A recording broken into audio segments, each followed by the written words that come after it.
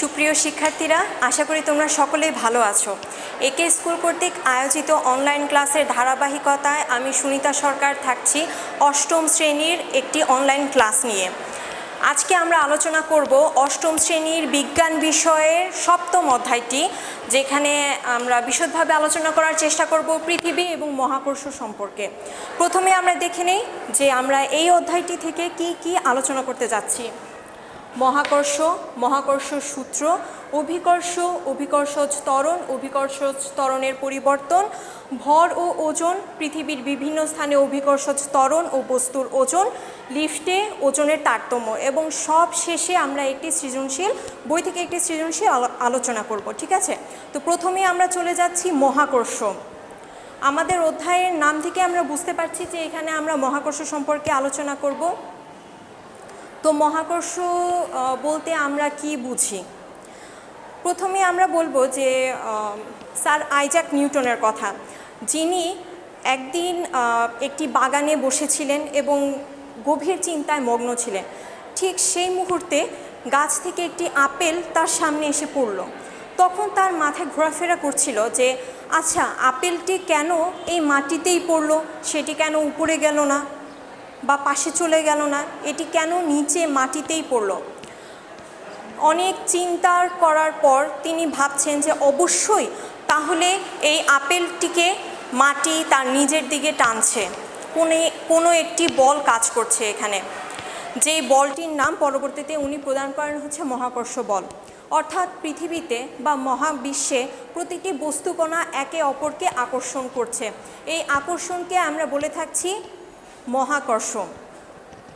এরপর চলে যাই মহাকর্ষ সূত্র। স্যার আইজ্যাক নিউটন একটি সূত্র প্রদান করেন, যেটি পরবর্তীতে মহাকর্ষ সূত্র হিসেবে পরিচিত হয়। সেই সূত্রটি হচ্ছে মহাবিশ্বের প্রতিটি বস্তুকণা একে অপরকে আকর্ষণ করে এবং এই আকর্ষণ বলের মান বস্তুকণাদ্বয়ের ভরের গুণফলের সমানুপাতিক এবং তাদের দূরত্বের বর্গের ব্যস্তানুপাতিক। আমরা এটিকে গাণিতিকভাবে কিভাবে লিখতে পারি সেটা আমরা একটু খেয়াল করি। প্রথমে আমরা বলছি যে মহাবিশ্বের প্রতিটি বস্তুকণা একে অপরকে আকর্ষণ করছে। এই আকর্ষণ বলের মান, আকর্ষণ বল মানে এটিকে আমরা অবশ্যই এফ দ্বারা প্রকাশ করব। আকর্ষণ বলের মান তাদের মানে বস্তুকণাদ্বয়ের ভরের গুণফলের সমানুপাতিক। যদি আমরা বস্তুকণাদ্বয়ের একটির ভর ধরে নেই m1 এবং অপরটির ভর ধরে নেই m2, তাহলে এটিকে আমরা প্রকাশ করতে পারি এইভাবে। পরবর্তীতে বলা হয়েছে যে তাদের দূরত্বের বর্গের ব্যস্তানুপাতিক, অর্থাৎ অপর অংশটি হচ্ছে ব্যস্তানুপাতিক, অর্থাৎ এটি ভাগ অবস্থায় রয়েছে। এখন দুটিকে যদি আমরা একত্র করি, এফ সমানুপাতিক m1 m2 divided by d square. এখন এই সমানুপাতিক চিহ্ন থেকে আমরা যদি সমান চিহ্নে প্রকাশ করতে চাই, তাহলে অবশ্যই আমাদেরকে একটি সমানুপাতিক ধ্রুবক আনতে হবে। এখন এই সমীকরণটিকে আমরা লিখতে পারি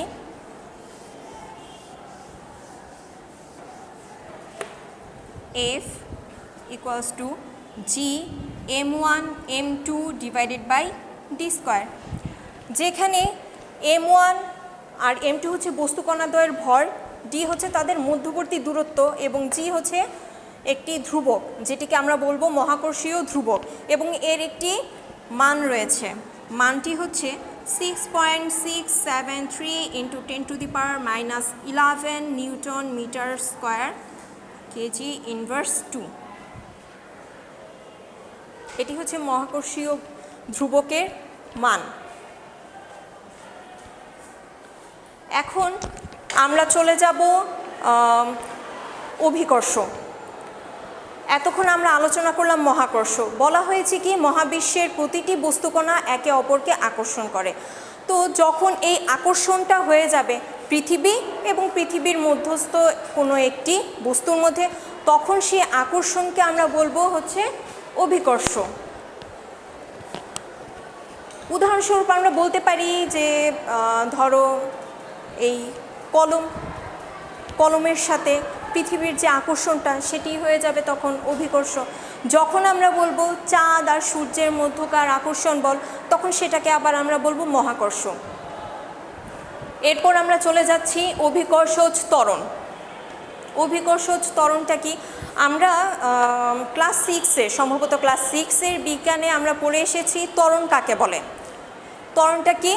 ত্বরণটা হচ্ছে প্রতি সেকেন্ডে বস্তুর বেগের পরিবর্তনটাকে আমরা সাধারণত ত্বরণ বলে থাকি। তো প্রতি সেকেন্ডে, তো এইখানে আমরা বলছি অভিকর্ষজ ত্বরণ, অর্থাৎ কি হবে সেটি, যে অভিকর্ষ বলের প্রভাবে যখন মুক্তভাবে কোনো বস্তু পড়তে থাকে, তাহলে প্রতি সেকেন্ডে বস্তুটির যে বেগ পরিবর্তন হবে, সেই পরিবর্তনটাকে আমরা বলবো হচ্ছে অভিকর্ষজ ত্বরণ। এবং এই অভিকর্ষজ ত্বরণকে আমরা জি দ্বারা প্রকাশ করি, যেটির মান হচ্ছে 9.8 মিটার পার সেকেন্ড স্কোয়ার। আমরা স্মল জি দ্বারা প্রকাশ করে থাকি অভিকর্ষজ ত্বরণ। এখন আমাদের একটি প্রশ্ন আসতেই পারে যে ঠিক আছে, আমরা এতক্ষণ অভিকর্ষজ ত্বরণ সম্পর্কে জানলাম, তাহলে এই 9.8 মিটার পার সেকেন্ড স্কোয়ার বলতে কি বোঝায়? এই অভিকর্ষজ ত্বরণ 9.8 মিটার পার সেকেন্ড স্কোয়ার বলতে কি বোঝায়? এটি তাহলে আমরা বলতে পারবো যে যখন অভিকর্ষের প্রভাবে মুক্তভাবে কোনো বস্তু পড়তে থাকে, তাহলে সেটি প্রতি সেকেন্ডে 9.8 মিটার পার সেকেন্ড বেগ বৃদ্ধি পায়। এরপর আমরা চলে যাচ্ছি ভর এবং ওজন। ভর এবং ওজনের মধ্যে আমরা বলতে পারি যে ভর কী জিনিস এবং ওজন কী জিনিস। আমাদেরকে যখন কেউ জিজ্ঞাসা করে যে তোমার ওজন কত, কথাটা কি ওজন হওয়ার কথা নাকি ভর হওয়ার কথা? তো আজকে আমরা আলোচনা থেকে সেই জিনিসটা একটু জানতে পারবো। ভর কী জিনিস আর ওজন কী জিনিস। ভর হচ্ছে, ভর আমরা দেখি যে বস্তুর মধ্যে পদার্থের মোট পরিমাণকেই বলা হয় হচ্ছে ভর। আর ওজন হচ্ছে পৃথিবী কোনো বস্তুকে তার নিজের দিকে যেই বলে আকর্ষণ করে, সেটি হচ্ছে তার ওজন। তাহলে আমরা বলতেই পারি যে ভরটা হচ্ছে ধ্রুবক রাশি, যে এটা পরিবর্তন হবে না। আর ওজনটা যেহেতু আমাদের জি, পৃথিবীর আকৃতি ভেদে বা বিভিন্ন কারণে জি এর মান পরিবর্তন হয়, তো সেই সব কারণে তাহলে আমাদের ওজনটাও পরিবর্তন হবে। তার মানে ওজনটা কোনো ধ্রুব রাশি নয়। অবশ্যই ভর অভিকর্ষজ ত্বরণের উপর নির্ভর করে না, আর ওজন অভিকর্ষজ ত্বরণের উপর নির্ভর করে। ভরের এসআই এককটা কি? ভরের এসআই একক হচ্ছে কিলোগ্রাম এবং ওজনের এসআই একক হচ্ছে নিউটন। এখন আমরা একটু দেখতেই পারি যে আচ্ছা ঠিক আছে, ওজনকে আমরা প্রকাশ করি হচ্ছে ডাব্লিউ দ্বারা, এবং ওজনের একটি সমীকরণ হচ্ছে ডাব্লিউ ইকুয়ালস টু mg, যেটা হচ্ছে ভরের সাথে যদি আমরা অভিকর্ষজ ত্বরণকে গুণ করি, তখন হচ্ছে আমরা এই বস্তুর ওজন পাবো। অর্থাৎ এটি সম্পূর্ণভাবে অভিকর্ষজ ত্বরণের উপর নির্ভর করছে। ওজনের একক আমরা পূর্বেই বলেছি, ওজনের একক হচ্ছে নিউটন। আমরা এখানে বললাম যে ভরের একক হচ্ছে কিলোগ্রাম। যখন আমাদেরকে বলা হয় তোমার ওজন কত, তখন আমরা কি বলি? হ্যাঁ আচ্ছা ঠিক আছে, আমার ওজন 45 কেজি, আমার ওজন 50 কেজি। যাই হোক, আমরা ওখানে ওজন বলছি ঠিকই, কিন্তু একক আবার বলছি ভরের। অর্থাৎ আমরা কাউকে যে জিজ্ঞাসা করছি, এটা হবে আমাদের ভর, ওজন নয়। এখন ভর এবং ওজন যেটা বলা হয়েছে, ওজন অর্থাৎ এখন আমরা পৃথিবীতে আমাদের যে ওজনটা থাকবে, চাঁদে গেলেও কি আমাদের সেই একই ওজনটা থাকবে? না, কারণ অভিকর্ষজ ত্বরণ পৃথিবীতে যা রয়েছে, চাঁদে সেটা হয়ে যাবে হচ্ছে 6/1 যার জন্য আমাদের ওজনটা, এখানে আমাদের যে ওজনটা থাকবে, চাঁদে হয়ে যাবে 6/1।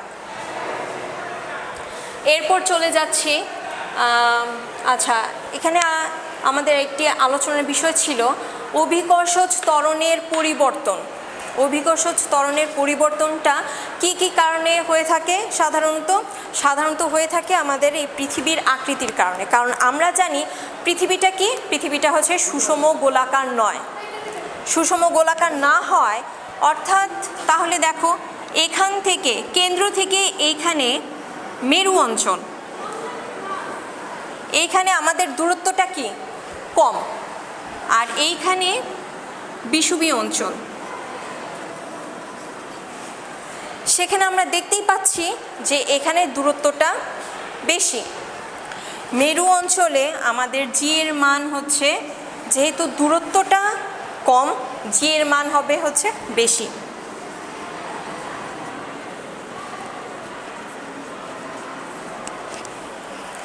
বিষুবীয় অঞ্চল, এখানে আমাদের দূরত্বটা যেহেতু বেশি, জি এর মান হবে কম।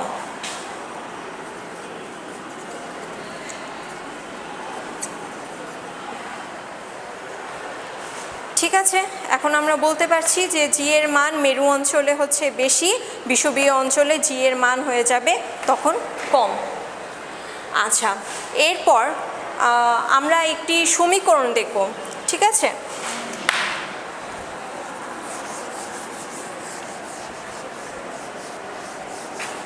এখানে আমরা দেখেছিলাম F = G m1 m2 / d², একটি সূত্র। আবার আমরা কি জানি, F = হচ্ছে mg। তো F এর পরিবর্তে আমরা এখানে mg লিখতেই পারি। m1, এই এমটা যদি হয় পৃথিবীর ভর, তাহলে সেটাকে আমরা ক্যাপিটাল এম দ্বারা প্রকাশ করি, আর যদি বস্তুর ভর হয় স্মল এম, তাহলে স্মল এম দিয়ে।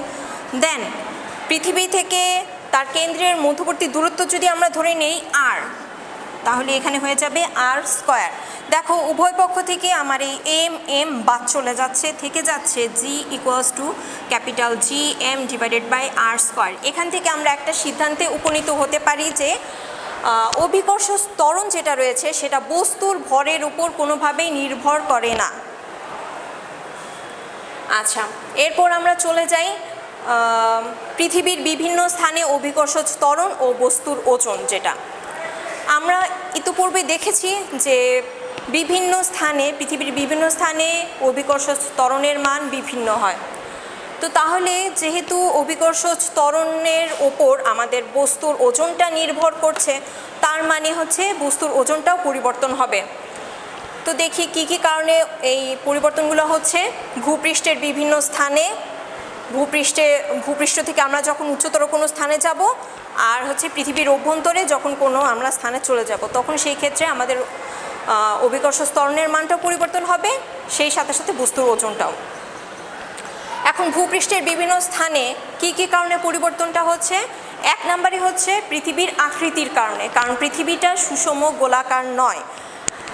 যেহেতু গোলাকার নয়, মেরু অঞ্চলে জি এর মানটা আমাদের বেশি হয়ে যাচ্ছে, বিষুবীয় অঞ্চলে জি এর মান কম। যেখানে জি এর মান বেশি হবে সেখানে আমাদের ওজনটাও বেশি হবে, যেখানে অভিকর্ষ ত্বরণের মান কম হবে ওজনটাও কমে যাচ্ছে। এরপর চলে যাচ্ছি পৃথিবীর আহ্নিক গতির কারণে। পৃথিবীর আহ্নিক গতির কারণেও আমাদের এই অভিকর্ষ ত্বরণের মান পরিবর্তন হচ্ছে।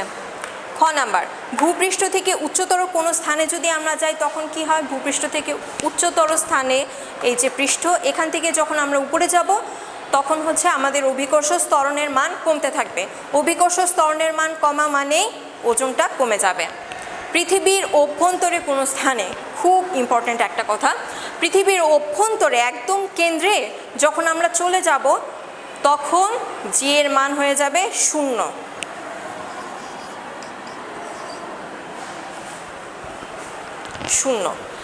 যার জন্য কি হয়ে যাবে?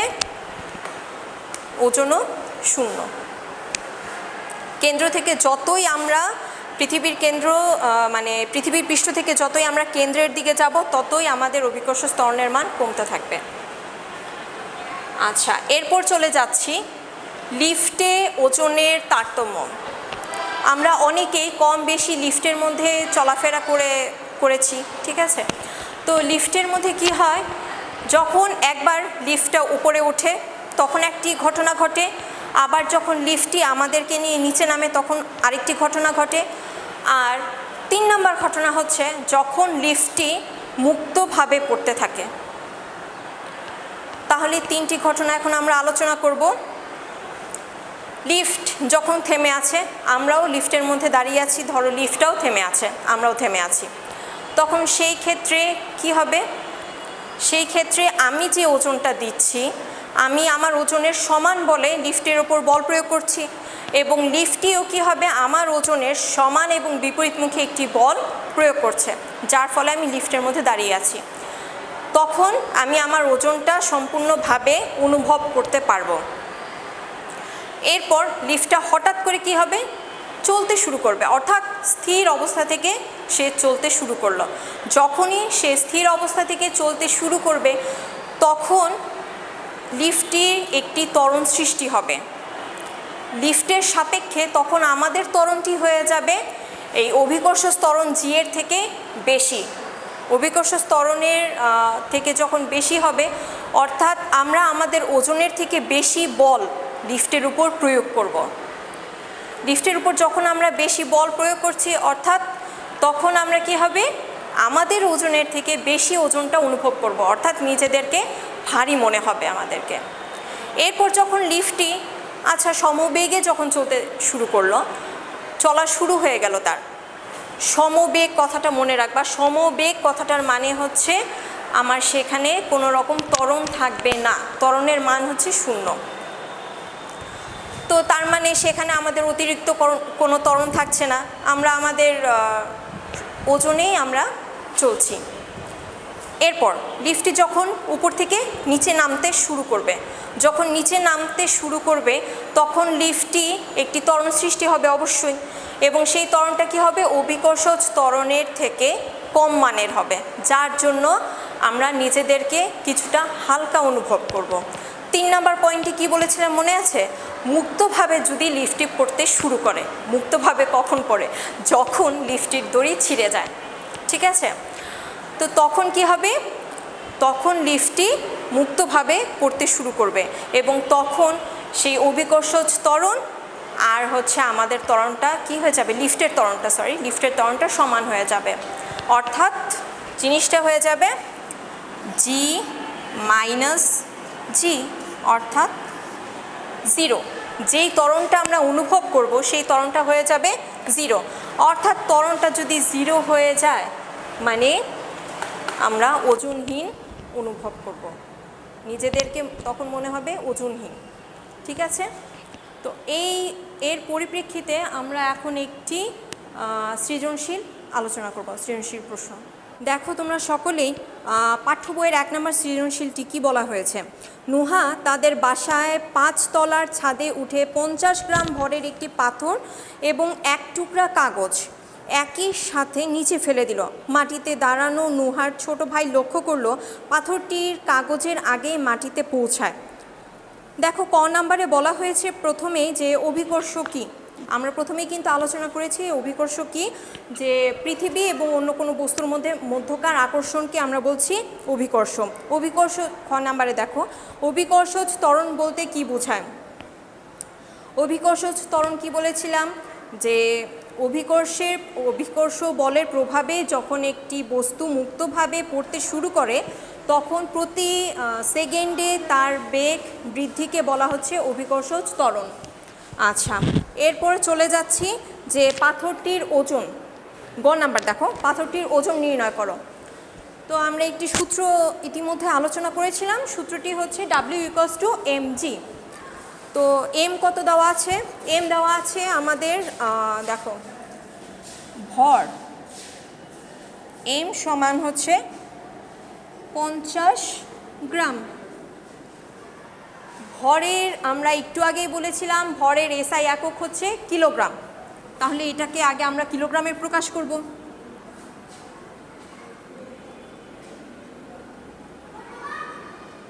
কি হয়ে যাচ্ছে,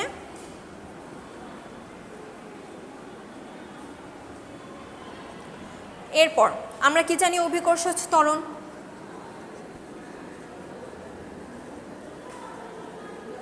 এটা ধ্রুবমান।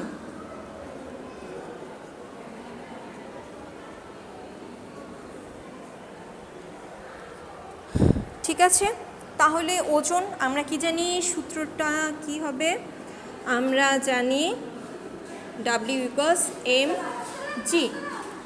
এম কত আসছে 0.05, সরি এটা বাংলা লিখে দিই 9.8।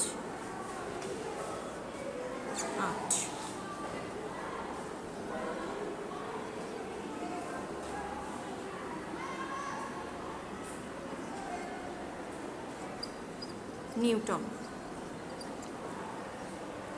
ঠিক আছে, এরপর আমরা চলে যাচ্ছি ঘ নাম্বারে, পাথরটির আগেই মাটিতে পড়ার কারণ বিশ্লেষণ করো। ঠিক আছে, এখন কি হচ্ছে, আমরা যেহেতু একটি কাগজও ফেলছি, পাথরও ফেলছি, তো এটি মুক্তভাবে পড়লে একই সময়ে পড়ার কথা, কিন্তু বাতাসের বাধার কারণে কি হয়ে যাচ্ছে, আমাদের এই পাথরটি আগে পড়বে এবং যেই বস্তুটি হালকা, তুলনামূলকভাবে হালকা, সেটি পরে পড়বে। যাই হোক, সামনেই তোমাদের একটি পরীক্ষা নেওয়া হবে, সেই পরীক্ষা আশা করি তোমরা সকলে ভালোভাবে দেওয়ার চেষ্টা করবে। সবাইকে অসংখ্য ধন্যবাদ।